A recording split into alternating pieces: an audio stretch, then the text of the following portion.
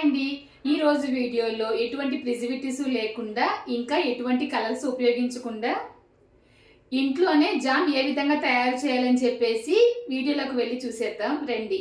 ఇంకా ఈ జామ్ తయారీ కోసం యాపిల్, క్యారెట్ ఇంకా బీట్రూట్ తీసుకున్నాను. ఏమేమి తీసుకున్నాను అనేది డీటెయిల్గా డిస్క్రిప్షన్లో రాశాను చూడండి. ఇంక ఈ రోజైతే నేను ఈ జామ్ని అగారో ఎలైట్ సూప్ మేకర్లో తయారు చేయబోతున్నాను. ఇది నేను అమెజాన్లో తీసుకున్నాను. ప్లేట్లో చూపించినవన్నీ వేసిన తర్వాత చిన్న ముక్క దాల్చిన చెక్క వేస్తున్నాను, వాటర్ వేస్తున్నాను, హాఫ్ లెమన్ వేస్తున్నాను.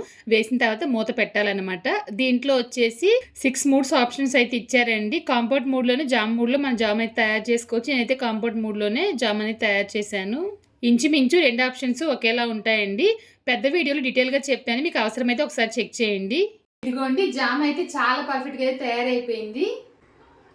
చాలా థిక్గా కూడా ఉంది చూడండి. మీరు కూడా ఒకసారి ట్రై చేయండి. ఇంకొక వీడియోలో మళ్ళీ కలుద్దాం. Thank you.